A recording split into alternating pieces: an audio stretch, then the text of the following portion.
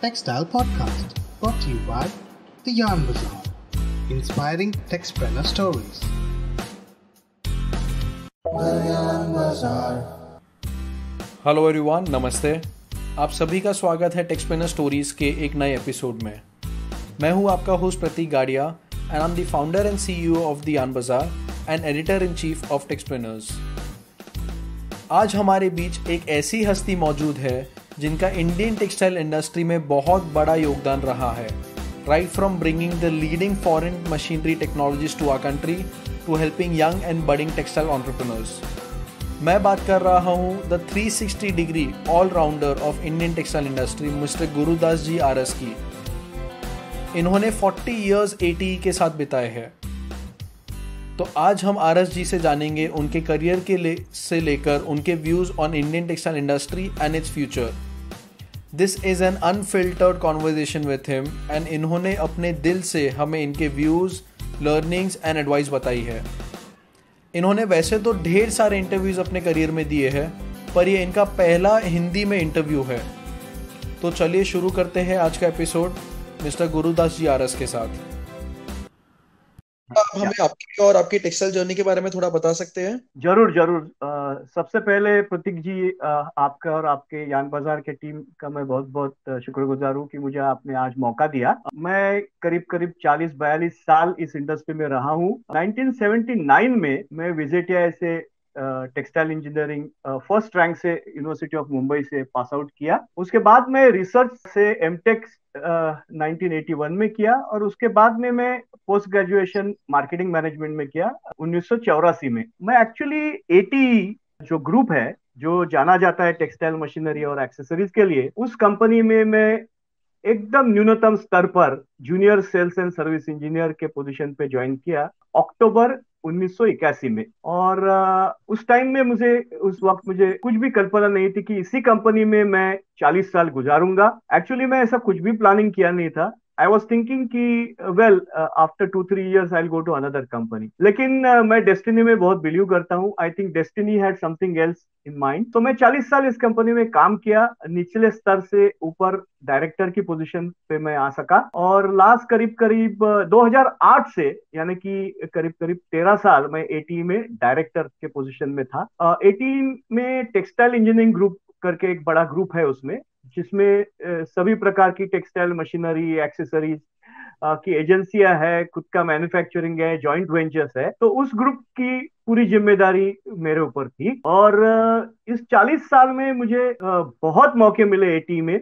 हमारे पहले अतुल भगवती साहब थे चेयरमैन कंपनी के, जो बहुत सारे लोग जानते हैं बिकॉज जर्मन कंपनियों को टेक्सटाइल मशीनरी मैन्युफैक्चरिंग में भारत में लाने के लिए उनका बहुत बड़ा हाथ है। हमारी बहुत कई सारी जॉइंट वेंचर्स अतुल भगवती जी के मार्गदर्शन में भारत में आई। उसमें सबसे ज्यादा सक्सेसफुल रहा ट्रूजलर, जिसके लिए जर्मनी से जो blowroom carding draw frame machinery बनाता है, तो उसके लिए मैं ज्वाइन हुआ था 1981 में। और मुझे बहुत अच्छी मौका मिला इसमें।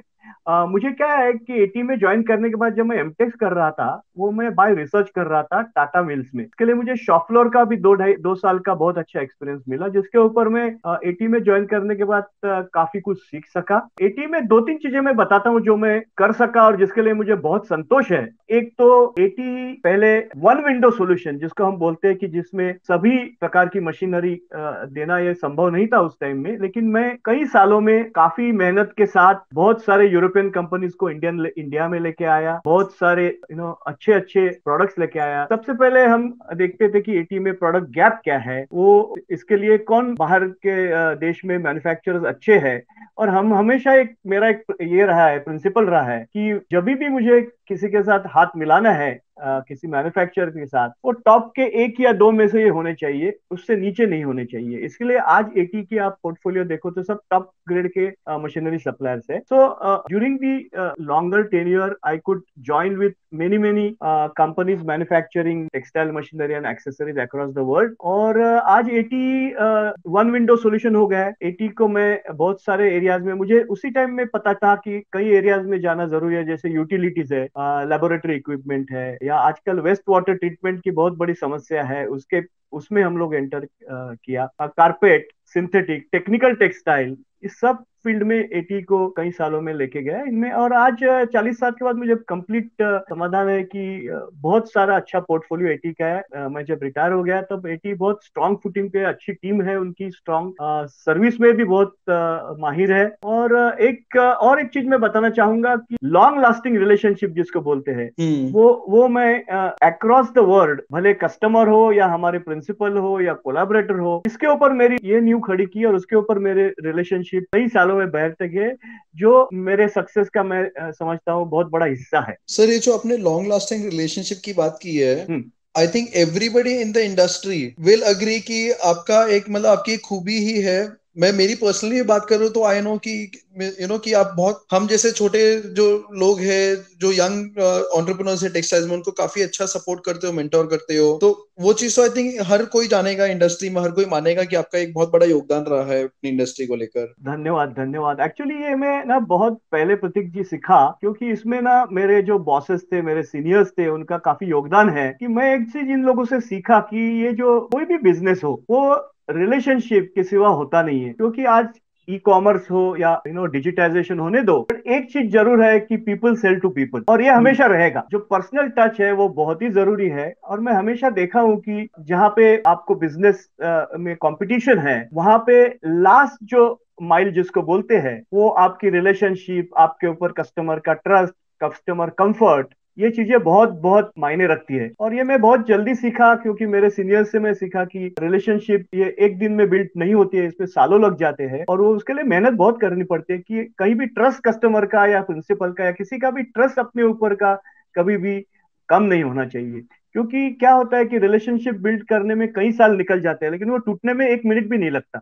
ये बहुत जरूरी है कि हमेशा इसका ख्याल रखे हर एक आदमी जो बिजनेस में है, कि अपना जो ट्रस्ट है, लोगों का विश्वास है, वो हमेशा बेकरार रहना चाहिए। बिजनेस अपने आप आते रहेगा, जाते रहेगा, उसमें कोई बात नहीं, लेकिन आपकी जो इमेज है वो उससे बनती है। Absolutely sir. अच्छा सर, आपने जैसे अपनी टेक्सटाइल इंडस्ट्री की शुरुआत के बारे में बताया, हम जानना चाहेंगे कि आपने टेक्सटाइल इंडस्ट्री में कदम कैसे रखा। हाउ आप VGTI से आपने कोर्स किया था टेक्सटाइल इंजीनियरिंग, तो हाउ डिड यू डिसाइड और how did you choose this course. आपका कोई फैमिली बैकग्राउंड टेक्सटाइल्स में है? मेरा कोई फैमिली बैकग्राउंड टेक्सटाइल में नहीं है, और मैं खुद हमेशा बोलता हूँ कि मैं बाय एक्सीडेंट मैं टेक्सटाइल में आया। हालांकि उस टाइम में 12th नहीं था, इंटर साइंस था, और मुझे बहुत अच्छे मार्क मिले थे। तो मुझे एक्चुअली इंजीनियरिंग स्ट्रीम में, टॉप इंजीनियरिंग कॉलेजेस में एडमिशन मिल गई थी, मेन स्ट्रीम में। टाइम में पहला वर्ष कॉमन रहता था, इलेक्ट्रिकल, मैकेनिकल एंड सिविल। मुझे एडमिशन मिल गई थी, लेकिन कईयों ने मुझे बताया कि अरे अभी यहाँ पे इन फील्ड में इतनी नौकरियां नहीं है, एम्प्लॉयमेंट का इशू है, टेक्सटाइल की लाइन बहुत बढ़िया है। तो मैं कई 3-4 लोगों को पूछा और उन्होंने सभी ने मुझे सपोर्ट किया, और मुझे आइडिया भी नहीं थी ये क्या कोर्स है क्या नहीं है। और फिर मैं टेक्सटाइल में चला आया। कभी मैं सोचा भी नहीं था कि मैं टेक्सटाइल इंजीनियरिंग में ग्रेजुएशन या पोस्ट ग्रेजुएशन करूं, इसी इंडस्ट्री में आ जाऊं। तो इसलिए मैं हमेशा सोचता हूं कि डेस्टिनी में मेरा बहुत विश्वास है कि I was destined probably to come to this field. तो मेरा कोई प्लानिंग नहीं था, ऐसे में आ गया। लेकिन एक चीज मैं जरूर सीखा कि आप कोई भी फील्ड सिलेक्ट करो, if you are sincere, hard working and committed, आप किसी भी फील्ड में ऊपर आ सकते हो। भले आप कैटरिंग में जाओ, आपकी लगन अच्छी हो, आप बहुत मेहनत करते हो, तो आप अच्छे शेफ बन जा सकते हो। मैं एक चीज देखा कि टेक्सटाइल इंजीनियरिंग में आने के बाद मैं चारों साल फर्स्ट रैंक में आया यूनिवर्सिटी में, और बाद में भी मैं हमेशा देखा कि मुझे यहाँ बेस्ट करना है। अभी ये इंडस्ट्री मैंने चूज कर दी है, ठीक है, कोई बात नहीं, इसी इंडस्ट्री में मुझे भविष्य बनाना है। तो मैं पूरी तरह से जितना भी हो सके मेरे तरफ से, मैं कहीं भी 100% से कम एफर्ट्स नहीं किए, कभी भी नहीं। Right, fully devoted to textiles. Absolutely. और जब मैं टेक्सटाइल में आ गया, तभी मुझे पता चला कि शायद मैं गलत किया, मैं दूसरे इंजीनियरिंग स्ट्रीम में जाना चाहिए था। क्योंकि वहां पे क्या है, लैंडस्केप बहुत बड़ा है, अपॉर्चुनिटीज बहुत बड़ी है। Textile is a very specialised and niche field. तो मुझे लगा कि शायद यहाँ पे मुझे उतना नहीं मिलेगा। लेकिन आज when I look back, I am feeling very satisfied और हैप्पी कि मैं इस लाइन में आ गया। क्योंकि इस लाइन में भी काफी अपॉर्चुनिटीज है। इसलिए मैं बोल रहा हूँ ना, किसी भी लाइन में आदमी जाए, he can do his best. It is depending on him and not the area और द लाइन ही चूजेस। तो आई थिंक सर काफी अच्छा हैप्पी एक्सीडेंट रहा है ये फिर। 100%। इसलिए मैं बोला ना, अभी when I look back, I have full satisfaction. मुझे कोई किसी भी प्रकार का दुख नहीं है, या कोई गलत डिसीजन लिया ऐसा आज भी नहीं लगता है। आई थिंक इसलिए मैं बोल रहा हूँ डेस्टिनी है। I was destined to come to textile, and I think one of the best industries actually. तो अपनी सर जैसे पहले बात हो रही थी, आपने बताया कि now you retired from eighty and आप कुछ कंपनीज को एडवाइजरी रोल और मेंटोरशिप रोल में असिस्ट कर रहे हो, तो क्या आप उस बारे में थोड़ा बताना चाहेंगे? जरूर जरूर। जब मैं एटी में था तभी हमेशा मैं सोचता था कि जिस दिन मैं रिटायर हो जाऊंगा मुझे इंडस्ट्री को कुछ न कुछ वापस देना है। और एक मैं तय कर लिया था कि मैं घर में नहीं बैठूंगा पक्का, और जो छोटे छोटे एंटरप्रेनर्स है या मीडियम स्केल की इंडस्ट्रीज के लोग हैं उनको मैं हैंड होल्डिंग करूंगा, उनको मेंटोरिंग करूंगा, उनके बिजनेस में हेल्प करूंगा, उनको ग्लोबल जाने के लिए मैं हेल्प करूंगा। तो उस हिसाब से एक्चुअली एटी में मेरे ऊपर बहुत दबाव था कि मैं कंटिन्यू करूं उनके साथ, लेकिन मैं ये विचार किया। हालांकि मैं एटी में रिटायरमेंट के बाद भी 5 साल कंटिन्यू किया, क्योंकि हमारे मैनेजिंग डायरेक्टर है अनुज भगवती, जो अमेरिका में रहते हैं, उनका ये था कि मैं कंटिन्यू करूं जब तक चाहे तब तक। बट बाद में मैं सोचा कि अभी ना इंडस्ट्री के लिए कुछ ना कुछ करना चाहिए। एटी में बहुत काम कर लिया, अभी बाहर के लोगों के लिए हेल्प करना चाहिए। तो अभी मैं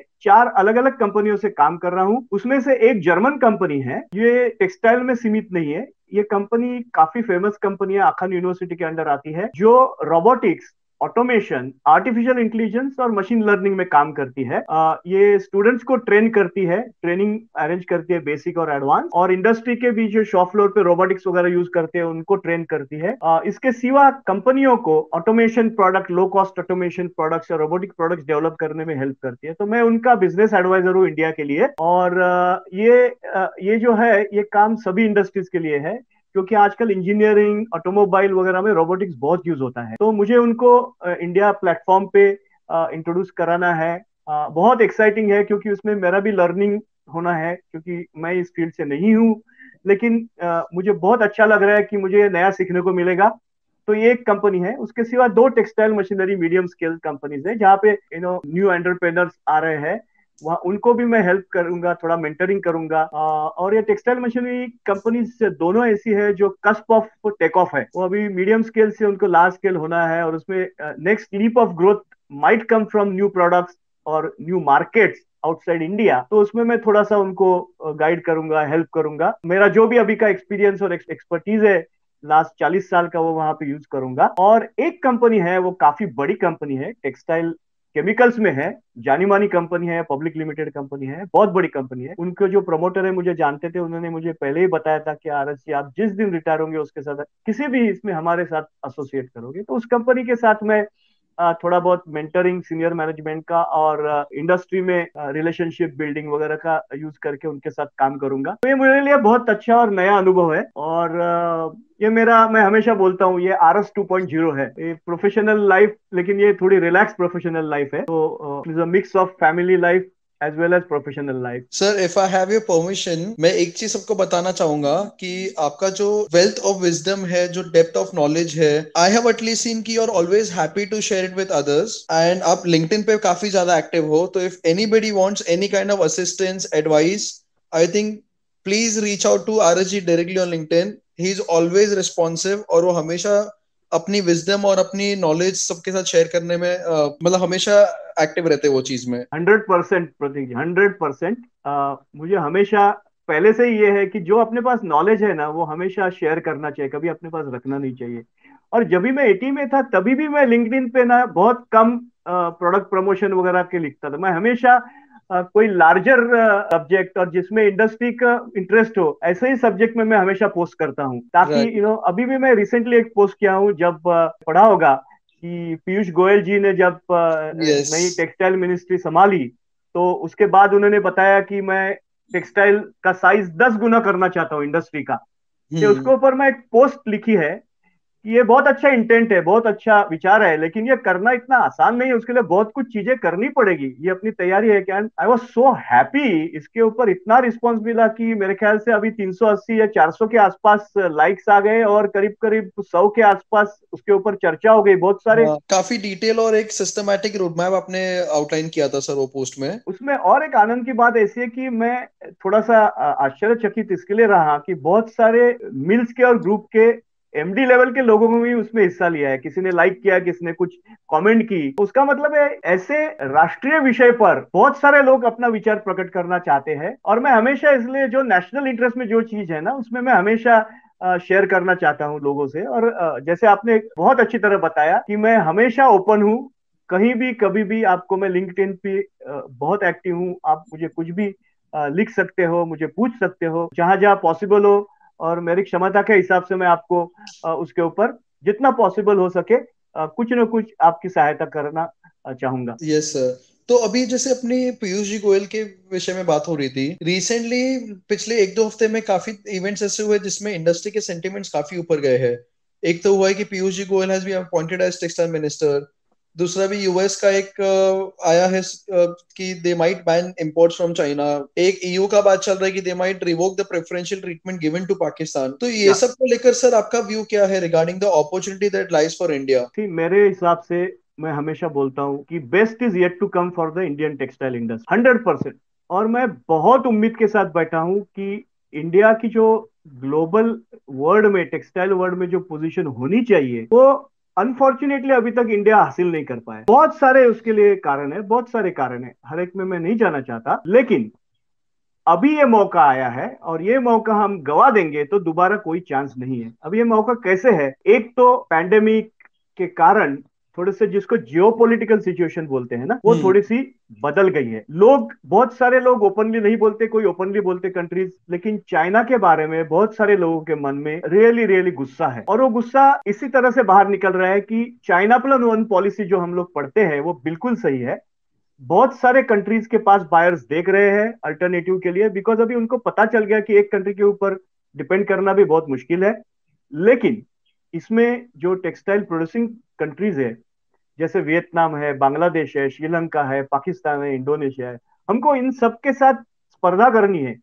और इसमें आप देखो तो वियतनाम बहुत आगे चला गया है, बांग्लादेश आगे चला गया है, श्रीलंका भी जा रहा है। अभी यदि हमको इनके साथ स्पर्धा करके आगे आना है तो हमारे लिए बहुत सारे चैलेंजेस है। और इसमें एक एक करके मैं बताऊंगा। जैसे हमारे यहाँ तीन जो चीजें हैं वो बहुत मायने रखती है वर्ल्ड ग्लोबल मार्केट में। एक तो आपकी क्वालिटी, दूसरी आपकी कॉस्टिंग, और तीसरा आपका कॉम्प्लायंस जिसको बोलते हैं। अब ये तीनों में इंडिया को बहुत कुछ काम करना है। अपनी क्वालिटी अभी भी अपने को उतनी सही नहीं है जो वर्ल्ड में कॉम्पीट कर सके। दूसरा ऐसा है कि India is always competing in low value products, अभी अपने को हाई वैल्यू प्रोडक्ट्स पे जाना है तो ही ये हासिल कर सकते हैं। अच्छा, और एक इंपॉर्टेंट चीज है कि जो ग्लोबल ट्रेड है ना, वो ज्यादा करके सिंथेटिक पे होता है, लेकिन हम भारत में ज्यादा अभी भी कॉटन बेस्ड हमारा इंडस्ट्री है अभी भी।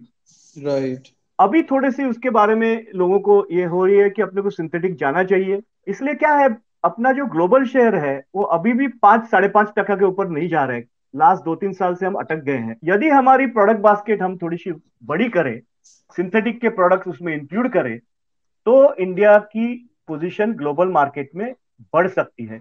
अच्छा, और एक चीज क्या है कि सबसे ज्यादा ट्रेड जो होता है ना, वो टेक्सटाइल्स का जैसे होता है वैसे गारमेंट्स का भी होता है, लेकिन इंडिया में गारमेंट की कैपेसिटी नहीं है। जहां पे चाइना सक्सेसफुल क्यों हो गया, क्योंकि चाइना बड़े वॉल्यूम में गारमेंट की डिलीवरी दे सकता है, इंडिया दे नहीं सकता। इसलिए अभी एक जरूरत है कि सबसे बड़ी टॉप प्रायोरिटी देनी पड़ेगी कि बड़े उद्योगों को गारमेंट मेकिंग में लाना पड़ेगा और बड़ी कैपेसिटी बिल्ड करनी पड़ेगी। अच्छा, कॉस्टिंग भी बहुत इंपॉर्टेंट है। इंडिया कॉस्ट में हमेशा मार खाता है क्योंकि हमारी कॉस्टिंग ज्यादा होती है, क्योंकि हमारी जो टेक्सटाइल वैल्यू चेन है ये बहुत डिफेक्टिव है। हमारी रॉ मटेरियल एक जगह बनता है, उससे यान दूसरी जगह बनता है। एक छोटा सा एग्जांपल देना चाहता हूँ। हाँ अपने सर। कॉटन जो है वो जहाँ की है वो गुजरात, महाराष्ट्र, आंध्र प्रदेश, मध्य प्रदेश, लेकिन हमारी करीब करीब 45% स्पिनिंग की कैपेसिटी तमिलनाडु में है। तो कपास वहां जानी जानी पड़ती है, फिर यान बन के अलग अलग विविंग के लिए अलग अलग जगह जाता है, निटिंग के लिए, तो वो भी कॉस्ट ऐड होती है। गारमेंट सेंटर्स और अलग जगह है, प्रोसेसिंग अलग जगह है। तो ये पूरी हमारी जो वैल्यू चेन है ना, उसमें कॉस्ट ऐड होती जाती है। और एंड ऑफ द डे, दूसरा क्या, इंफ्रास्ट्रक्चर भी इतना स्ट्रांग नहीं है, तो by the time it goes two port, transportation cost भी ज्यादा है। तो India has become an uncompetitive economy. तो इसके लिए क्या करना पड़ेगा कि अपने को बड़े बड़े, जो अभी सरकार विचार कर रही है कि mega parks, mega textile parks, इसके लिए चाहिए कि एक ही जगह सब बनेगा, कॉस्टिंग बहुत कम रहेगी। चाइना का सबसे बड़ा जो सक्सेस फैक्टर है वो है उनकी कॉस्टिंग। तो ये कॉस्टिंग एक दफा हम लोग ठीक करें ना, तो India can be a very very strong. अच्छा, दूसरा आपने जो बताया कि चाइना का जो शेंजियांग है प्रोविंस, हम्म। वहां पे करीब करीब 70% कॉटन ग्रो होता है। अभी यूएस ने बैन कर दिया है, कई यूरोपियन कंट्रीज भी इसको ये कर रहे हैं। तो एक पक्का है कि कॉटन बेस्ड जो भी गुड्स है उसमें चाइना को बहुत दिक्कत आने वाली है। और ये मार्केट सभी कंट्रीज को ओपन है, वियतनाम, बांग्लादेश, इंडिया, पाकिस्तान।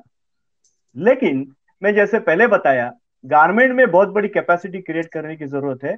दूसरा क्या, हमारी लेबर कॉस्ट भी बहुत ज्यादा है, और गारमेंट में जैसे आप सबको पता होगा कि सबसे ज्यादा कॉस्ट लेबर की होती है, वहां पे labour highly intensive labour industry है, इंटेंसिव यूनिट। लेबर इंटेंसिव है। लेकिन इसमें भी कुछ कर सकते हैं, नई कैपेसिटी जो क्रिएट करनी है ना, वो लो कॉस्ट स्टेट्स में लेकर देनी चाहिए, like Assam, Bihar, Jharkhand, north east states.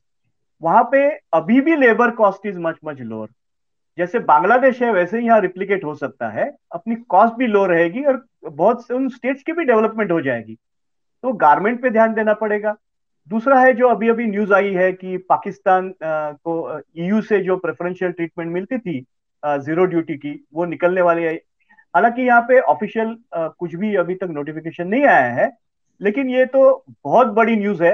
ये सच हो तो अपने जो होम टेक्सटाइल इंडस्ट्री है, जो ऑलरेडी बहुत अच्छा कर रही है, यूएस मार्केट में उन्होंने इतना अच्छी तरह काम किया है कि आज India is prominent supplier of bedsheets, terry towels, home textile. एक बहुत सक्सेसफुल लाइन रही है इंडिया के लिए। लेकिन इसके बाद ईयू का मार्केट भी इंडिया के लिए बहुत खुलेगा। आज इंडियन गुड्स के लिए 9.5% इम्पोर्ट ड्यूटी रहती है ईयू में, तो उतने अपने जो प्रोडक्ट्स जाते हैं वो महंगे रहते हैं। अभी यदि पाकिस्तान बहुत बड़ा कॉम्पिटिटर है इंडिया का, ये इससे बहुत फायदा होने वाला है। और मेरे हिसाब से अगले 2-3 साल में इंडिया को बहुत बड़ी कैपेसिटी बिल्ड करनी पड़ेगी, क्योंकि यदि हमारा आज ग्लोबल ट्रेड में हिस्सा 5.5% है, 5.5% है, वहां से आप 7% भी करो तो हमारे पास कैपेसिटी नहीं है। बहुत बड़ी कैपेसिटी बिल्डिंग करनी पड़ेगी अगले 2-3 साल में।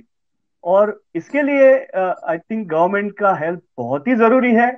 एक हाथ से ये ताली बजने वाली नहीं है, बहुत सारा सपोर्ट लगेगा। और मैं उम्मीद करता हूं कि पीयूष जी जो आए, जिन्होंने रेलवे और कॉमर्स मिनिस्ट्री में बहुत अच्छा काम किया है, हम बहुत उम्मीद लेके बैठे हैं टेक्सटाइल इंडस्ट्री में कि उनका एक हेल्पिंग हैंड हमें मिले। लेकिन एक चीज जरूर है कि अपने भी एंटरप्रेन्योर्स है जो बिजनेस में टेक्सटाइल में है, उन्होंने एक सोचना चाहिए कि अभी सब्सिडीज वगैरह का जमाना गया। दीज आर लाइक क्रचेस, कि हमको फेंक देना चाहिए, अपने खुद के बल पे आगे जाना चाहिए। गवर्नमेंट आपको हेल्प करेगी, लेकिन गवर्नमेंट के ऊपर ज्यादा डिपेंड करना भी अच्छा नहीं है, क्योंकि लॉन्ग टर्म के लिए हमको खुद को ही सबल रहना चाहिए। क्योंकि हमारी कंपटीशन बाहर वाले कंट्रीज से, यहाँ पे जो हमारे फैक्टर्स है वो बहुत ज्यादा चेंज होने वाले नहीं है। तो इसी इसमें हम कॉस्ट कैसे कम करें, क्वालिटी कैसे बहुत अच्छे बनाए, कॉम्प्लायंसेस को कैसे स्टिक करें, ये बहुत ही माहिर रहेगा। Very well said sir. I think खुद की कैपेबिलिटीज पे गो करना ज्यादा जरूरी है than being dependent on government to offer incentives और subsidies. Absolutely, incentives and subsidies are only short term measure. ये ऐसे है ना, जैसे किसी को कुछ बीमारी आ गई तो सिम्टम ट्रीट करते हैं जब ड्रग्स लेके, वैसे है वो सिम्टम ट्रीट करना है। लेकिन आपको जड़ से बीमारी निकालनी है तो आपको खुद को ही बहुत सारी मेहनत लेनी पड़ती है। जैसे योगा करो, मेडिटेशन करो, वैसे आपको खुद को ही स्ट्रांग करना पड़ेगा, इम्यूनिटी बनानी पड़ेगी इंडस्ट्री की। राइट। तो सर जैसे आपको इतना लंबा समय हुआ है टेक्सटाइल्स में, व्हाट इज द डिफरेंस जो आपने देखा है from the time you started and now? And इनमें से कौन सी ऐसी चीजें हैं जो आपको लगता है कि बहुत अच्छी हुई है, और कौन सी ऐसी चीजें जो आपको लगता है शायद अपने इंडस्ट्री के फेवर में नहीं हुई है? एक्चुअली मेरे हिसाब से इस 40 साल में टेक्सटाइल इंडस्ट्री में बहुत बड़ा बदलाव आया है, बहुत ही बड़ा बदलाव आया है। बदलाव किस तरह से आया है? एक तो टेक्नोलॉजी बहुत आगे गई है। अभी पहले के मशीन जो थे उस टाइम में, मुझे अभी भी याद है, बहुत लो प्रोडक्टिविटी वाले मशीन थे, क्वालिटी के इश्यूज थे, लेबर इंटेंसिव मैन्युफैक्चरिंग थी। अभी आज के जमाने में आप देखो, टेक्नोलॉजी बहुत आगे निकल गई है। बहुत सारी मशीनें जो है वो हाई टेक्नोलॉजी मशीनें हैं, ऑटोमेशन बहुत आ गया है। और अभी तो कई कई मशीनें हैं जिसमें आर्टिफिशियल इंटेलिजेंस, रोबोटिक्स भी आ गया है। तो अभी आदमी के ऊपर डिपेंडेंस कम होते जा रहा है, और इसके लिए वेस्टेज बोलो या तो क्वालिटी बोलो, काफी इंप्रूव हो गई है लास्ट 4 डिकेड में। दूसरा चीज ऐसा है कि वहां पे बहुत प्रॉफिट के ऊपर ध्यान रख के लोग प्रोडक्ट बनाते थे। अभी ऐसा नहीं है। अभी प्रोडक्ट कई, इंडिया ने काफी डेवलपमेंट कर ली है प्रोडक्ट्स में। अलग अलग किस्म के प्रोडक्ट अभी हम लोग बना रहे हैं, बहुत सारे इंपोर्ट सब्स्टिट्यूट भी यहाँ बन रहे हैं। दूसरी चीज ऐसी है कि मैनेजमेंट में बहुत सारा प्रोफेशनलिज्म आ गया है। पहले टिपिकल लाला टाइप कंपनियां थी, एक एक वर्किंग स्टाइल अलग थी। अभी ऐसा नहीं है, अभी एवरीथिंग इज सिस्टम ओरिएंटेड। हर एक चीज बहुत प्रोफेशनली अभी हैंडल की जा रही है और इंडस्ट्री इसके लिए अभी बिल्कुल अलग शेप में है कंपेयर टू दो। अच्छा, उस टाइम में क्या होता था कि गवर्नमेंट की पॉलिसीज, जब लाइसेंस राज था तभी बहुत बहुत मायने रखती थी।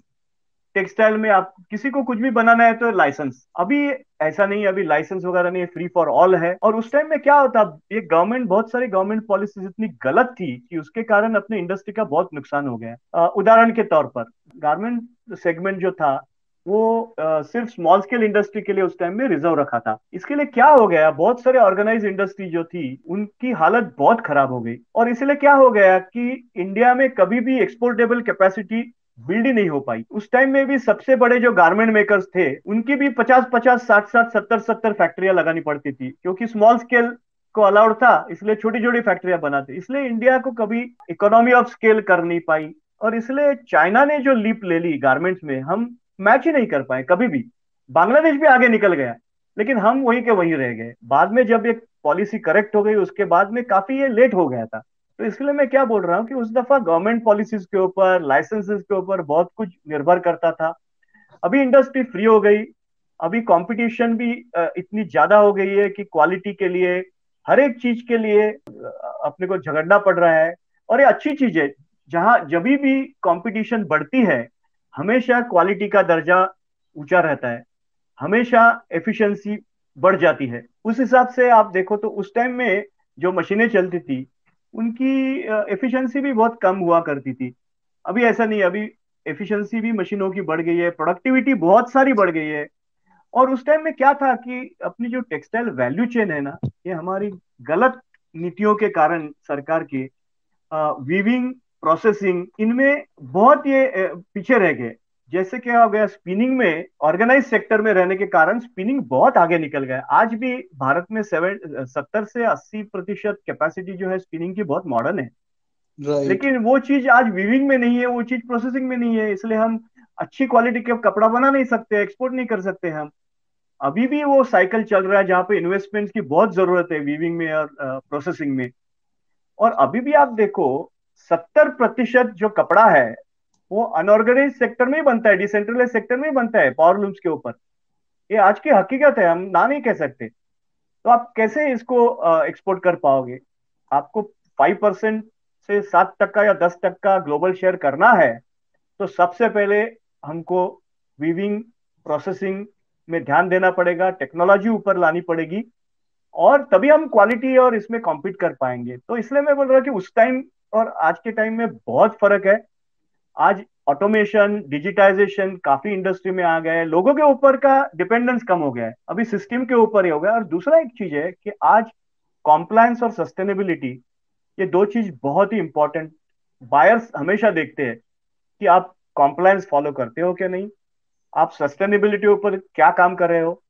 तो जैसे आपने सुना होगा कि अभी सर्कुलर इकोनॉमी, रिसाइकल, रीयूज काफी काफी इंपॉर्टेंट हो रहा है। तो ये सब चीजों का ध्यान रख के अभी इंडस्ट्री को आगे जाना है, इंटरनेशनली कॉम्पीट करना है। तो उस टाइम की इंडस्ट्री और इस टाइम की इंडस्ट्री में बहुत फर्क है। उस टाइम एक अच्छा था कि एटलीस्ट छोटी इंडस्ट्री थी, लोग बहुत अच्छा प्रॉफिट बना सकते थे। आज वो चीज नहीं, कंपटीशन बहुत बढ़ गई है, प्रॉफिट के एक एक पैसे के लिए लोगों को बहुत बहुत मेहनत करनी पड़ती है। और एक चीज है कि आज के जो एंटरप्रेन्योर्स है उनका विजन बड़ा क्लियर है, पहले ऐसा नहीं था। अभी उनको पता है कहाँ जाना है, क्या करना है हमको। और आज रिस्क टेकिंग एबिलिटी जिसको बोलते हैं वो बहुत बढ़ गई है। उस जमाने में बहुत प्रोटेक्टेड रहने के कारण, संरक्षित रहने के कारण लोग कभी रिस्क नहीं लेना चाहते थे और लेने की जरूरत भी नहीं थी। लेकिन आज ऐसा हो गया है कि रिस्क रिवॉर्ड आज आपको बहुत अट्रैक्ट करता है। आप रिस्क ले लो तो आपको रिवॉर्ड भी बड़ा मिल सकता है। और अभी नई जनरेशन आ गई है जो टेक्सटाइल में, उनके पास से मुझे बहुत होप्स है, क्योंकि ये लोग रिस्क लेने के लिए बिल्कुल तैयार है। बहुत सारे स्टार्टअप्स भी आ रहे हैं आपके जैसे इंडस्ट्री में। तो आज बहुत अच्छा माहौल खड़ा हो गया है and India can really challenge the world in textile now. Right. और सर यही विषय अपने अगर textile machinery point of view से देखें तो हाँ, आपको क्या लगता है, how is India been able to adopt newer machinery? कुछ ऐसे गवर्नमेंट के मेजर शायद हुए रहे जिस वजह से काफी ज्यादा अडॉप्शन इंक्रीज हुआ है मशीनरी को लेकर? आई थिंक बहुत अच्छा क्वेश्चन है, क्योंकि आप जब टेक्सटाइल की बात करते हैं तब आप मशीनरी को छोड़ नहीं सकते हैं। क्योंकि मशीनरी, टेक्सटाइल मशीनरी जो है, ये बहुत बहुत इम्पोर्टेंट हिस्सा है टेक्सटाइल का। यदि टेक्सटाइल इंडस्ट्री को ग्रो करना है तो टेक्सटाइल मशीनरी सेक्टर को भी ग्रो करना पड़ेगा। अभी आज आप देखो कि आज के केस में आप देखो तो इंडियन टेक्सटाइल मशीनरी सेक्टर की पोजीशन इतनी अच्छी नहीं है, क्योंकि करीब करीब जो इंडियन मार्केट है वो 14,000 करोड़ का सालाना मार्केट है टेक्सटाइल मशीनरी और एक्सेसरीज का। आप विश्वास नहीं करोगे कि 60% से ज्यादा मशीनरी अभी भी इंपोर्ट होती है यूरोप, जापान और चाइना से। ये अच्छी चीज नहीं है। जब हम लोग बोल रहे हैं कि इंडिया टेक्नोलॉजिकली आगे जा रहा है, तो ये अच्छी चीज नहीं है कि 60% मशीनरी अभी भी इंपोर्ट होती है। इसमें सिर्फ स्पिनिंग बहुत सेल्फ सफिशिएंट हो गया है नियरली। उसमें एक ही मशीन है जो ऑटो कॉर्नर जिसको बोलते हैं, ऑटोमेटिक वाइंडिंग, वो अभी भी नहीं बनता इंडिया में। लेकिन अब वीविंग देखो, कोई हाई स्पीड शटललेस लूम नहीं बनाता है अच्छी तरह इंडिया में। करीब करीब high speed shuttleless loom 4-4,500 loom import होते हैं यूरोप और जापान से, और करीब करीब 8 से 10,000 medium and slow speed shuttleless loom China से इंपोर्ट होते हैं। उसके बाद आप प्रोसेसिंग में जाओ, वही किस्सा है। थोड़ी बहुत मशीन इंडिया में बनती है, लेकिन बहुत सारी इंपोर्ट करनी पड़ती है यूरोप से और बाकी कंट्रीज से। गारमेंटिंग जैसी इंडस्ट्री जहां पे छोटी छोटी मशीनें हैं, बहुत हाई टेक्नोलॉजी में नहीं है, स्विंग स्टिचिंग मशीन, ये शर्म की बात है कि हमको वो भी इंपोर्ट करनी पड़ती है चाइना और जापान से। तो आज टेक्सटाइल मशीनरी, मैं तो बोलूंगा कि जो पोजीशन है रियली हमारे लिए, देश के लिए अच्छी नहीं है। ये शर्मनाक चीज है। और एक्चुअली हम लोग सेल्फ सफिशिएंट मशीन में होने चाहिए। आप देखो, एक बहुत बड़ा फैक्टर है चाइना के सक्सेस का टेक्सटाइल में, इसमें बहुत बड़ा योगदान रहा है उनकी domestic textile machinery manufacturing sector का, क्योंकि उनको बहुत सारी मशीनें लोकली अवेलेबल हो गई। इसके लिए उनकी कैपिटल कॉस्ट जो रहती है प्रोजेक्ट के लिए, वो हमेशा कम रही। आज यदि आप 60% से ज्यादा मशीन इंपोर्ट करते हो बाहर से, तो आपकी प्रोजेक्ट कॉस्ट तो बढ़ने वाली है। इसके लिए क्या करना चाहिए कि सबसे बड़े, इसमें गवर्नमेंट का भी हेल्प होना चाहिए। ये टेक्नोलॉजी हमको जल्दी से जल्दी इंडिया में लानी चाहिए जहाँ पे मशीन नहीं बनते। अभी ये स्टिचिंग और स्विंग मशीन में क्या बड़ी टेक्नोलॉजी है, लेकिन लोग क्या बोलते हैं, वॉल्यूम नहीं है। अरे वॉल्यूम तभी आएंगे आप बनाएंगे ना। यहाँ इतना बड़ा टेक्सटाइल मार्केट है, आप इंपोर्ट सब्सटीट्यूट प्रोडक्ट बनाओ ना, 100% लूम्स बनाओ। यहाँ पे इतना बड़ा मार्केट है हाई स्पीड मशीन के, अभी भी लूम्स इंपोर्ट होते हैं। आई मीन इंडस्ट्री के साइड से मैं सबसे कहूंगा कि उनको जॉइंट वेंचर या कोलैबोरेशन जल्दी से जल्दी करके टेक्नोलॉजी लानी चाहिए।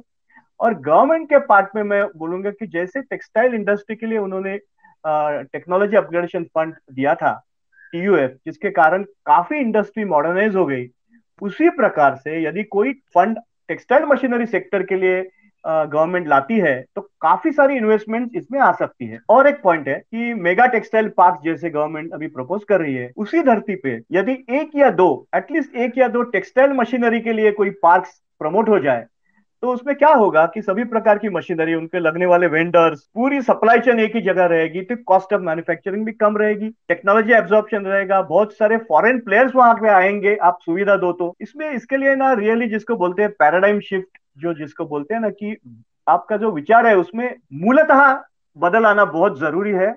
और आज भी मैं बोलता हूँ कि टेक्सटाइल मशीनरी बहुत ही बड़ी अपॉर्चुनिटी है हमारे लिए।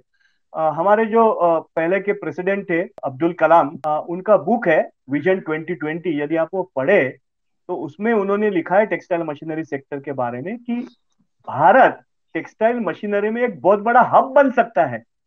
हम दुनिया को एक्सपोर्ट कर सकते हैं मशीनरी, इतनी ताकत है हमारे पास। लेकिन अनफॉर्चुनेटली हम लोग टेक्सटाइल मशीनरी में बहुत सारे मशीनें अभी भी नहीं बना रहे हैं यहाँ पे, और अभी भी कोई ठोस कदम नहीं हो रहा है इंडस्ट्री की तरफ से भी और सरकार की तरफ से भी। इसलिए मुझे लगता है कि मैं संतुष्ट बिल्कुल नहीं हूँ जो आज पोजीशन है टेक्सटाइल मशीनरी की। मैं तो बोलता हूँ हमारे खुद के कंजम्पशन के लिए भी नहीं, आप बाहर भी एक्सपोर्ट भी कर सकते हो। आजू बाजू की कंट्रीज में, बांग्लादेश या श्रीलंका हो, इंडोनेशिया हो, सभी जगह हम लोग इवन यूरोप में एक्सपोर्ट कर सकते हैं। आज मुझे मालूम है कि कई सारी ऐसी कंपनियां हैं जो बाहर भी अपनी मशीनरी, टेक्सटाइल मशीन एक्सपोर्ट करती है, मेरे पहचान में है। वो साउथ अमेरिका एक्सपोर्ट करती है, यूरोप में एक्सपोर्ट करती है। तो हमारे यहाँ इंजीनियरिंग में ज्ञान बहुत अच्छा है, हमारी इंजीनियरिंग कैपेबिलिटी बहुत ही अच्छी है। और दूसरा एक चीज है, एक्सपोर्ट मार्केट इंडिया के लिए खुल क्यों जाएगा, क्योंकि एक तो लो लेवल में, लो टेक्नोलॉजी में चाइनीज मशीनरी है, जहां पे सर्विस स्पेयर पार्ट्स में हमेशा प्रॉब्लम रहते हैं। दूसरी है यूरोपियन मशीन और Japanese machine which are very very expensive. बीच में बहुत बड़ी गैप है। भारत यह गैप इजीली फिल कर सकता है अच्छी टेक्नोलॉजी और उचित दाम देके, और मार्केट कैप्चर कर सकता है। तो टेक्सटाइल मशीनरी में एक बहुत बड़ा रिवॉल्यूशन आ सकता है, और यदि ये रिवॉल्यूशन आए तो इसका पूरा पूरा बेनिफिट टेक्सटाइल इंडस्ट्री को जाएगा। टेक्सटाइल इंडस्ट्री ज्यादा सक्षम बन सकती है मेरे मेरे हिसाब से। बहुत बहुत अच्छा पॉइंट बोला सर आपने। अपने अगर टेक्नोलॉजी स्टैंड पॉइंट से बात करें तो आज इंडिया को आईटी सेक्टर में काफी अच्छा प्रमोट किया गया है बाय द गवर्नमेंट। बिल्कुल बिल्कुल। बट मैन्युफैक्चरिंग ऑफ मशीनरी में अगर बात करें तो शायद थोड़ी कमी रही है। एब्सोल्युटली। लेकिन एक चीज थोड़ा सा मैं मुझे उम्मीद इसके लिए कर रहा हूँ कि अभी थोड़ा हम लोग ना ये पैंडेमिक के बाद भारत अपना जो सरकार है उसके ध्यान में आ रहा है कि मैन्युफैक्चरिंग की बहुत बड़ी अपॉर्चुनिटी सामने आ रही है चाइना को रिप्लेस करने के लिए। इसके लिए आत्मनिर्भर भारत या तो सर पीएलआई स्कीम है पीएलआई जिसको स्कीम, काफी एग्जैक्टली इंडस्ट्रीज ने काफी ज्यादा अपलोड किया है। एग्जैक्टली पीएलआई स्कीम हो। तो ऐसे कई सारे स्कीम्स है जिसके कारण भारत मैन्युफैक्चरिंग में निर्भर बन सकता है। और हमारा जो ये रिवॉल्यूशन ऑलरेडी आपको तो सबको पता होगा केमिकल इंडस्ट्री में होने लगा है, जहाँ पे स्पेशलिटी केमिकल्स है, फार्मास्यूटिकल्स एपीआई है, वहां पे ऑलरेडी मैन्युफैक्चरिंग में इन्वेस्टमेंट बड़ी जोर से चल रही है टू रिप्लेस चाइना, क्योंकि चाइना के ऊपर वहां भी 60-70% डिपेंडेंस है। सिमिलरली हमारा यदि 60% डिपेंडेंस मशीनरी के, टेक्सटाइल मशीनरी के लिए है, तो इसमें तो पीएलआई आत्मनिर्भर भारत का तो पूरा पूरा निचोड़ कर फायदा लेना चाहिए। और मैं एक चीज आपको बताना चाहता हूँ कि यूरोपियन मैन्युफैक्चरर्स हो, कोलैबोरेटर्स हो, ये सभी बैठे हुए हैं। आपको वहां उनको यहाँ लाना है वो क्योंकि क्या है, आप वो व्हील री इंजीनियर री इन्वेंट नहीं कर सकते, उसमें टाइम बहुत जाएगा। आप रेडीमेड टेक्नोलॉजी लेके आओ, कोलैबोरेशन लेके आओ। एटी ग्रुप में हमारे बहुत सारे जो जॉइंट वेंचर्स और कोलैबोरेशन है बहुत सक्सेसफुल है। ट्रुजलर के साथ एटी का जो जॉइंट वेंचर हो गया 1980 में, आज वो इतना ये हो गया है कि टेक्नोलॉजी लीडर हो गया इंडिया में। वो मशीनें इंपोर्ट करनी नहीं पड़ती है, ब्लोरूम, कार्डिंग, ड्रॉफ्रेम, कोम्बर यहीं बनती है। और आज जो बहुत, मैं जब ज्वाइन किया था एटी 1981 में, तभी जीरो से जो शुरुआत हो गई थी, आज करीब करीब 600-650 करोड़ का उनका सालाना टर्नओवर है, और बहुत बड़ी मात्रा में एक्सपोर्ट भी करती है ट्रुजलर इंडिया कंपनी। तो बहुत सारा है, बहुत, मुझे तो लगता है कि अपॉर्चुनिटीज बहुत है, लेकिन सिर्फ अपॉर्चुनिटी देख के कुछ हम लोग ने हाथ पैर नहीं हिलाए, सही एक्शन नहीं लिए, तो ये हमारे हाथ से ये मौका जाने वाला है, पक्का जाने वाला है। मेरा तो ये मानना है कि वंस इन अ सेंचुरी, शतक का सबसे बड़ा मौका भारत के लिए है, और यदि हम ये गवा दे तो हम दोबारा ये मौका नहीं आने वाला है, और हमको ही कोसते रहेंगे कि हमने क्यों कुछ नहीं किया। हालांकि ये इतना इजी नहीं है, बहुत चीजें हमको सही करनी पड़ेगी। और इसमें हाँ और एक चीज है, ये सही करनी है तो टेक्सटाइल वैल्यू चेन के सभी लोगों को एक साथ एज अ टीम काम करनी पड़ेगी। आज क्या है, हर एक चीज, हर एक जो सेक्टर है अपनी अपनी सोचता है। स्पिनिंग अलग सोचता है, वीविंग नीटिंग वाले अलग सोचते हैं, प्रोसेसिंग वाले अलग सोचते हैं, केमिकल्स वाले अलग सोचते हैं, मशीनरी वाले अलग सोचते हैं। ऐसे नहीं, हम लोग सब एक फैमिली है, हमारा एक एसोसिएशन होना चाहिए, और जो भी करना है देश के लिए करना है, ये विचार यदि हो तो हम सब इकट्ठा मिलके बहुत कुछ कर सकते हैं। आपने बहुत अच्छे कुछ पॉइंट्स बताए हैं सर। जैसे एक आपने कहा कि अपने जो भी पीएलआई स्कीम है, आत्मनिर्भर भारत है, इसको कैपिटलाइज करने के लिए एक बहुत अच्छा रोड मैप आपने बताया कि ऐसा जरूरी नहीं कि आप पूरा फ्रॉम स्क्रैच डेवलप करो टेक्नोलॉजी या मैन्युफैक्चरिंग। जी हाँ, you can partner with European companies, Japanese companies, जो बड़ी बड़ी कंपनीज दूसरे देशों में है, उनके साथ पार्टनरशिप करके, अलायंस करके, you bring that technology to the country, start making India doing that. Correct. तो बहुत अच्छा रोड मैप है सर।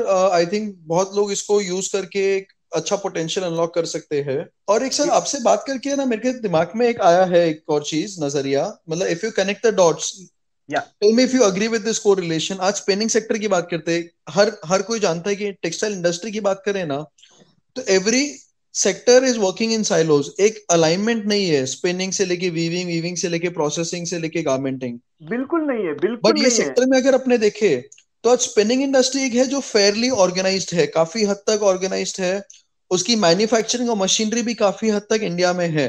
बिल्कुल, इसीलिए क्या है, बहुत इंपॉर्टेंट मुद्दा है ये आपने जो उठाया ना। हाँ, आज इसके लिए इंडिया की पोजीशन क्या है, India share of yarn export is 27% in the global market. Very high compare to other sectors ना sir. Very high, very high, we are dominating, क्योंकि वहां पे क्या है, हमारी कॉस्ट भी कंट्रोल में है, क्योंकि लोकल मशीनरी बनाते हैं, एंटरप्रेनर्स अच्छे हैं, ऑर्गेनाइज सेक्टर है। तो आज इंडिया इतनी स्ट्रांग पोजीशन पे यान पे, लेकिन उसके बाद वैल्यू एडिशन में हम लोग मार खाते हैं, जहां पे एक्चुअली हम लोग स्ट्रांग होने चाहिए एंड प्रोडक्ट में, मेडअप्स में, गारमेंट्स में बहुत स्ट्रांग होने चाहिए। लेकिन वहां नहीं है, क्योंकि बीच में हमारे जो वैल्यू चेन है वो बहुत वीक हो जाती है, वीविंग में या नीटिंग में या प्रोसेसिंग फिनिशिंग में बहुत वीक हो जाती है, गारमेंट में। तो इंडिया रियली इसलिए हाई वैल्यू इसमें अभी तक जा नहीं सकी।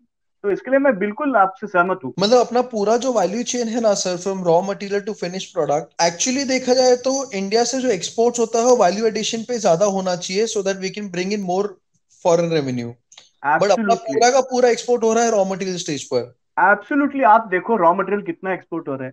अच्छा, हाँ। दूसरा और एक बहुत महत्व का मुद्दा है प्रतीक जी, जो मैं बोलना चाहूंगा हाँ कि सर। आज आप जितनी भी कॉम्पिटिंग कंट्रीज है, देखो सबसे बड़ा फायदा इंडिया को एक्चुअली है, क्योंकि इंडिया के पास रॉ मटेरियल है। Yes. We are one of the biggest cotton producing, one of the biggest synthetic, after China, we are the highest synthetic fiber and filament producing country. बराबर है। We are very strong in technical people availability, labor availability है, सभी चीजें है, जो managerial ability चाहिए, जो entrepreneur ability चाहिए, सभी है। लेकिन हम गोल नहीं कर पा रहे हैं। आई तो थिंक इसके सर ये लिए गलत नहीं होगा बोलना कि we have an unfair advantage compare to other countries. शायद इसके अवेलेबिलिटी लिए ऑफ रॉ मटेरियल है, लेबर है at reasonable cost, entrepreneur mindset है, पूरा इकोसिस्टम है। बिल्कुल बिल्कुल। और ये इकोसिस्टम न होने के बावजूद भी, जैसे बांग्लादेश पूरा रॉ मटेरियल इंपोर्ट करता है, वियतनाम इंपोर्ट करता है, इसके बावजूद भी वो ज्यादा कॉम्पिटिटिव है हमसे हम्म। और ज्यादा सक्सेसफुल है। तो कहीं ना कहीं ये फैक्टर आप जो बोल रहे हो बिल्कुल सही है कि कहीं कॉम्पिटिशन तो नहीं आ गई कि सभी अवेलेबल है, इजीली आई थिंक स्ट्रगल नहीं सर करना पड़ मेजर रहा इशू क्या है कि अपना जो पूरा सप्लाई चेन है ना वो बहुत इनएफिशिएंट है, है। मतलब supply chain extremely is broken. Extremely inefficient supply chain sir, extremely inefficient supply chain. और जब तक हम लोग ये सप्लाई चेन अलाइन करके स्ट्रांग नहीं कर पाते, एफिशिएंट नहीं कर पाते, तब तक इंडिया के लिए बहुत कठिन है ग्लोबल मार्केट में कॉम्पीट करना, क्योंकि हमारी कॉस्टिंग सही बैठेगी नहीं। नहीं सर, एकदम एकदम बहुत बहुत ज्यादा प्रेसिंग इशू है ये, और यही कारण है कि मैं हूँ, विशाल है, हम और हमारी कंपनी में और भी ऐसे काफी लोग हैं जिनका फैमिली बिजनेस टेक्सटाइल्स में है। We seen the struggle that companies go through. उस वजह से हमने छोड़ के दयान बाजार का एक इनिशिएटिव चालू किया है। बहुत अच्छे, रियली, क्योंकि एंड क्या जो है। अलाइनमेंट की बात है ना सर, मतलब हमने पिछले साल चालू किया था राउंड टेबल्स करके concept, where the idea is कि पूरे वैल्यू चेन से, from raw material to finish product, let's get representation from all value chains.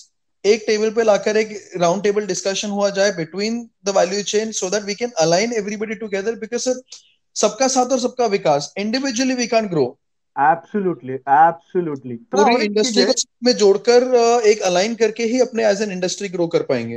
Absolutely. और दूसरा और एक चीज है कि जब गवर्नमेंट पॉलिसीज बनाती है, तभी ना ग्राउंड लेवल में क्या चल रहा है उनका उनको विचार करना चाहिए। और इसके लिए क्या है, इंडस्ट्री के अलग अलग लोगों से उनको मिलके जानकारी लेनी चाहिए कि इंडस्ट्री की रिक्वायरमेंट क्या है, प्रॉब्लम्स क्या है, चैलेंजेस क्या है।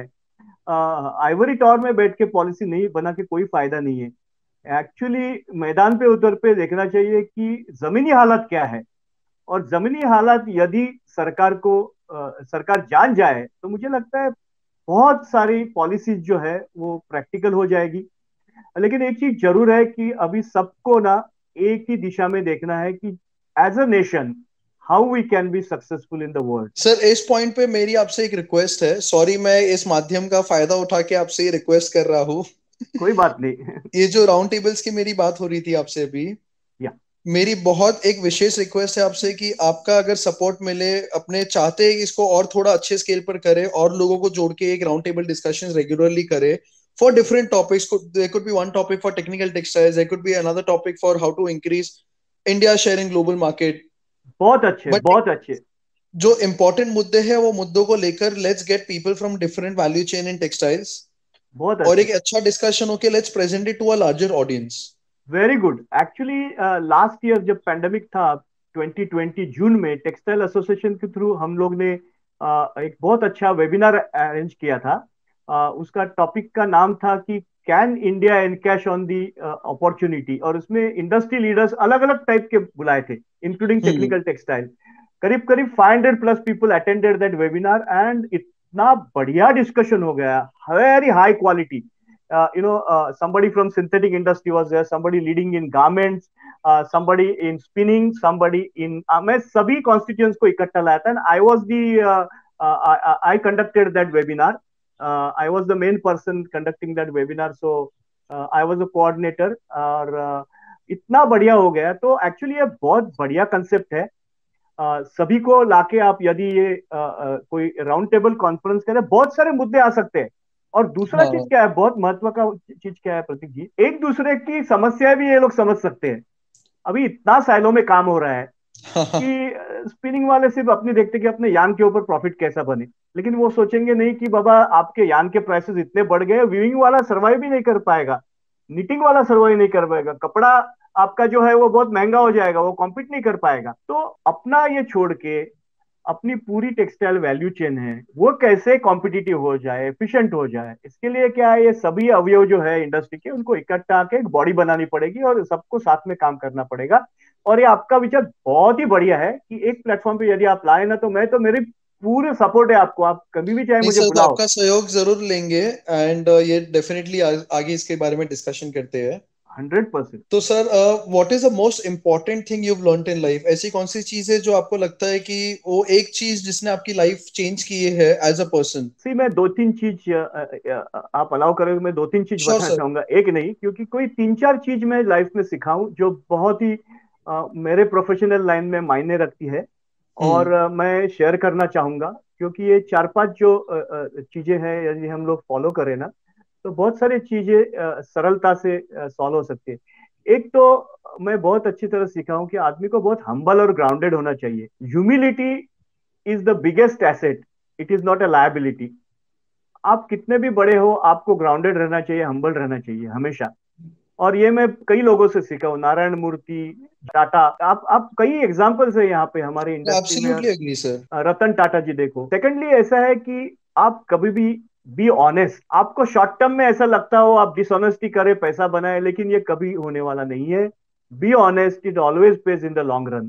थर्ड, मैं जैसे पहले भी बात किया हूँ कि लॉन्ग टर्म रिलेशनशिप बिल्ड करो लोगों से. मैं हमेशा बोलता हूँ, मैं एटी में भी मेरे लोगों से बोलता था, कोई भी प्लेटफॉर्म पे जाता हूँ यही बोलता हूँ, build long term relationship, then business is a by-product. Business का आप माइंड में बिजनेस करना है, मुझे कमाना है, ये कभी भी इंटेंशन रख के आप व्यवहार मत करो. आप व्यवहार ऐसे करो कि मैं लोगों के साथ कैसे रिलेशनशिप बिल्ड कर सकूं, उनको कैसे मैं उनके काम में हेल्प कर सकूं, बिजनेस अपने आप फॉलो हो जाएगा. चौथी बात ऐसी है, बहुत इंपॉर्टेंट है, ये क्या है, बिजनेस ट्रस्ट के ऊपर होता है. जैसे मैंने पहले बताया कि ट्रस्ट निकल जाए तो always under commit and over deliver. आपको जो करने की क्षमता है उससे कम ही कमिट करो, और हमेशा जो कमिट करते हो उससे ज्यादा डिलीवर करो. इससे हमेशा आपके ऊपर ट्रस्ट बरकरार रहेगा और कस्टमर हैप्पीनेस रहेगा सर. हमेशा कस्टमर हैप्पीनेस, मैं तो बोलता हूँ कस्टमर डिलाइट रहेगा. अभी कस्टमर सेटिस्फैक्शन की टर्म निकल गई. अभी अभी और एक इंपॉर्टेंट चीज मैं I learn in my life जब मैं बिजनेस करता था, कि आप हमेशा लॉयल कस्टमर बेस बिल्ड करो, क्योंकि नए कस्टमर खोजने में आपकी कॉस्ट बढ़ती है. आपका ओल्ड कस्टमर आपके पास आए तो जीरो कॉस्ट रहती है. हमेशा लॉयल्टी बिल्ड करो, और लॉयल्टी कैसी आती है कि लोगों का कंफर्ट और ट्रस्ट आपके ऊपर हो, तो हमेशा उसके ऊपर ध्यान दो. Right sir, absolutely agree. And sir अभी जो पिछले काफी टाइम से ये जो कोविड सिनेरियो चल रहा है, तो हाउ डू यू थिंक इस वजह से बिजनेस चेंज हुआ रहेगा, स्पेशली टेक्सटाइल कॉन्टेक्स्ट में बात करें तो? आई थिंक या तो हुआ रहेगा या आपके हिसाब से होना चाहिए considering the past few months? I think post Covid world business architecture जिसको बोलते हैं पूरा चेंज हो गया, काफी चेंज हो गया. आप सभी ने भी इसका अनुभव किया होगा. अभी क्या है कि जो बायर्स है ना, मैं फॉरेन बायर्स की बात कर रहा हूँ, अभी वो कोई भी कॉन्सेंट्रेटेड ट्रेड करना नहीं चाहते, किसी एक देश से नहीं करना चाहते. वो अपनी बास्केट हमेशा डी रिस्क करना चाहते हैं, अलग अलग सप्लायर से लेना चाहते हैं, डाइवर्स जियोग्राफी से लेना चाहते हैं, ताकि कभी कुछ भी हो जाए दुनिया के किसी भी कोने में उनका बिजनेस एफेक्ट न हो जाए. ये एक बड़ा चेंज हो गया है. दूसरा, भारत के लिए पर्टिकुलरली ना इसके कारण काफी अपॉर्चुनिटी ओपन अप हो गई है. और एक चीज है कि आपके सबके ध्यान में आया होगा कि अभी बहुत सारे लोग ऑफिस नहीं जा सके, तो घर से काम कर रहे हैं. तो अभी शिफ्ट पूरी हो रही है और डिजिटल वर्ल्ड के पास हो रही है। अभी ज्यादा से ज्यादा ट्रांजैक्शन जो है या बिजनेस है ये डिजिटली हो रहे हैं। अभी तीसरा चीज ऐसा है कि अभी ये नई रियलिटी जो आ रही है, हम लोग भी अभी एक्सेप्ट कर रहे हैं कि ये पैंडेमिक अभी इतने जल्दी जाने वाला नहीं है। अभी हमको इसके साथ ही जीना है, सेफली जीना है, और फिर भी के हमको इसमें सक्सेसफुल बाहर आना है। इसके लिए अभी बिजनेस के पास देखने का रवैया भी अलग हो गया है। इसीलिए मैं बोल रहा हूँ कि लॉन्ग टर्म रिलेशनशिप बहुत मायने रखते हैं। अभी बायर और सेलर है, उनको लॉन्ग टर्म में काम करना है तो बहुत क्लोजली एक दूसरे के बारे में विश्वास निर्माण करना पड़ेगा। दूसरा ऐसा है कि पोस्ट कोविड ना फैशन के ट्रेंड भी बहुत चेंज हो रहे हैं। जैसे हम लोग फॉर्मल ड्रेसिंग बहुत पहले करते थे, ऑफिस जाते थे इसके लिए। अभी आप देखो बहुत सारे लोग जो है अभी घर में ही बैठ के काम कर रहे हैं, तो ट्रैक सूट्स, टी शर्ट्स, ये ज्यादा ये हो रहे हैं। शायद नेटवर्क का भी सेल पे इम्पैक्ट आया रहेगा। Absolutely absolutely. तो हर एक चीज में हमको भी सोचना पड़ेगा कि ट्रेंड कहाँ जा रहा है, उस हिसाब से हम लोग अपने को चेंज कर रहे हैं क्या नहीं कर रहे हैं, उस ये सोचना पड़ेगा। अभी बिजनेस का टोटल रवैया चेंज होने वाला है। अभी जैसे मैं बोल रहा था कि आपको इंडिया के लिए बहुत बड़ी अपॉर्चुनिटी अभी आने वाली है, क्योंकि एक ट्रस्ट और कंफर्ट जो है, तो बहुत सारे कंट्रीज में India is the biggest successful democracy. तो इंडिया के पास बिजनेस आने वाला ही है, हम लोग को वो लेना चाहिए जितना ले सके, इसलिए हमको उसके लिए पात्रता करनी चाहिए। तो इसके लिए मुझे लग रहा है कि काफी बिजनेस ये चेंज होने वाला है पोस्ट कोविड वर्ल्ड में। अभी सस्टेनेबिलिटी बहुत इंपॉर्टेंट है, जैसे मैं बताया कॉम्प्लायंस, ये सभी चीजें अभी ऐसा है कि it is taken for granted कि आपको बिजनेस करना है तो आपको सस्टेनेबिलिटी और इसमें ध्यान देना ही पड़ेगा। और अभी और एक चल रहा है कि पोस्ट कोविड की produce less, reuse, recycle but produce less, जिससे ज्यादा करके एनवायरनमेंट में हानि होती है।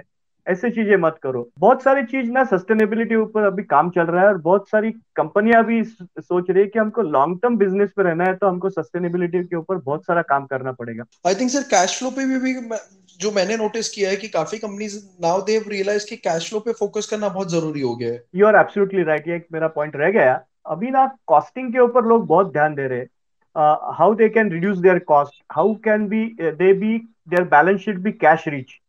क्योंकि ऐसे समय में ना आप कैश रिच रहना बहुत इंपॉर्टेंट है।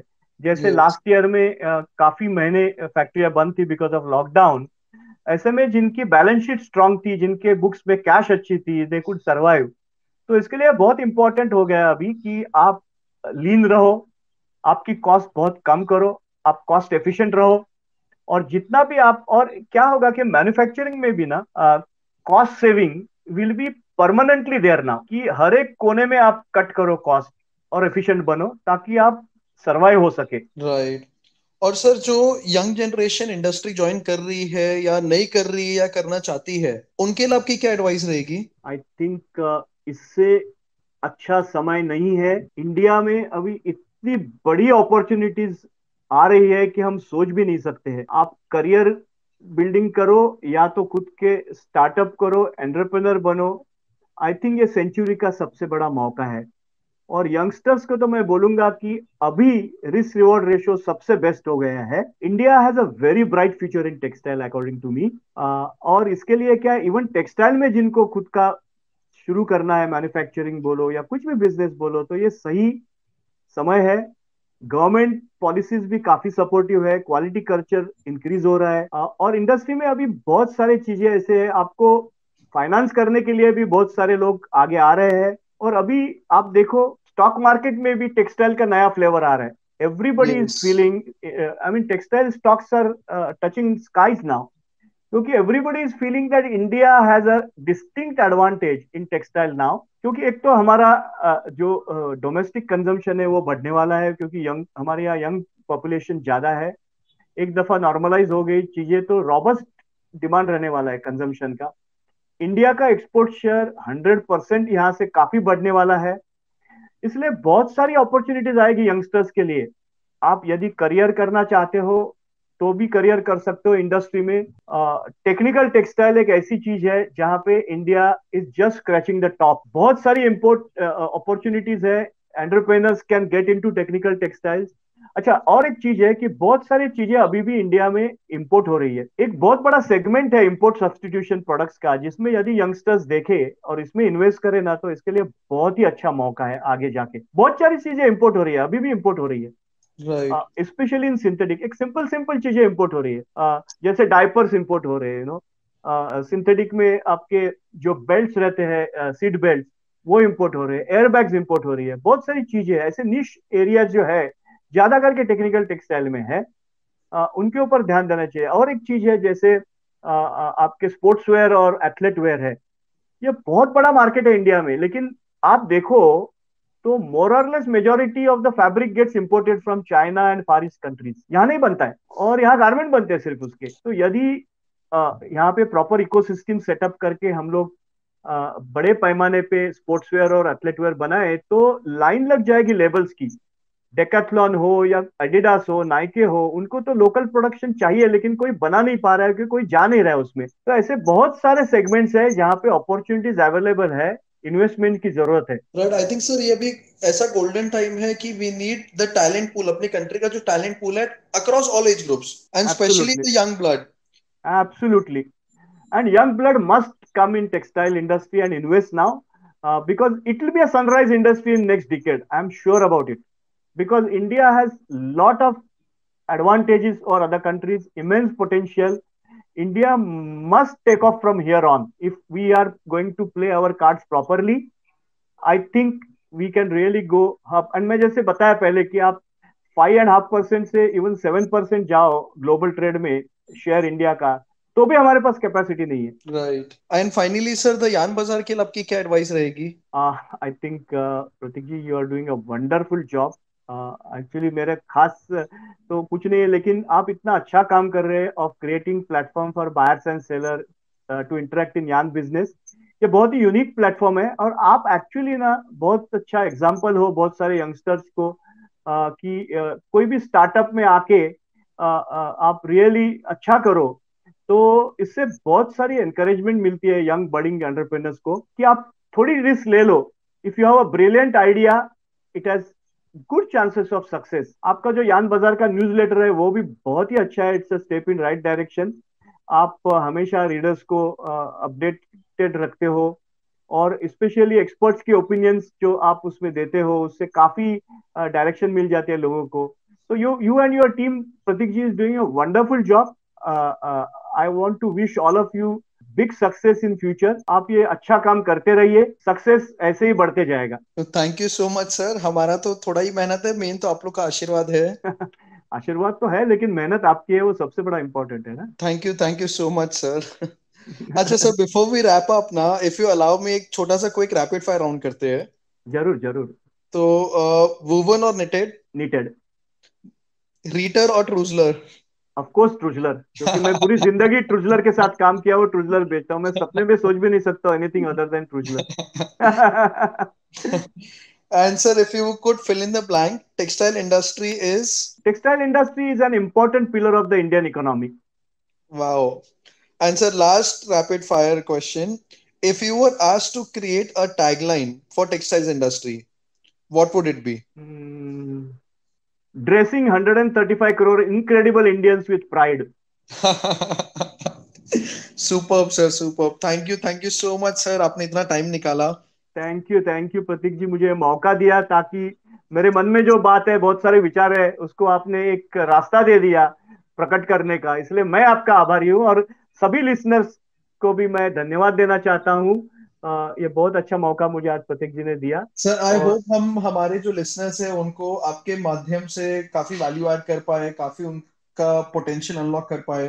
धन्यवाद। नॉलेज और विजडम शेयर किया है, रियली रियली अप्रिशिएटेड सर। धन्यवाद। मैं मेरी तरफ से पूरी कोशिश की है और मुझे विश्वास है कि मेरे जो विचार है लोगों को अच्छे लगे होंगे, और इसके आगे भी जाके उनके कुछ सुझाव हो या कुछ सजेशंस हो तो कृपया आप प्रतीक जी को लिखिए। मैं मेरी तरफ से पूरी कोशिश करूंगा कि जितना भी मैं गाइड कर सकूं आपको या हेल्प कर सकूं, मैं 100% करूंगा। क्योंकि मुझे, मेरा एक सपना है कि टेक्सटाइल वर्ल्ड मैप के ऊपर इंडिया नंबर 1 पे होना चाहिए, चाइना को नीचे ढकेल के। डेफिनेटली सर, हम सबका वही सपना है। लेकिन ये सिर्फ सपना लेके रहना नहीं चाहिए। जैसे अब्दुल कलाम जी ने बोला था कि सपना ऐसा होना चाहिए जो आपको सोने न दे। Right. So let's all work also for this, not only dream but work for it. No, definitely, sir. I mean, really, really heartfelt. Thank you, sir.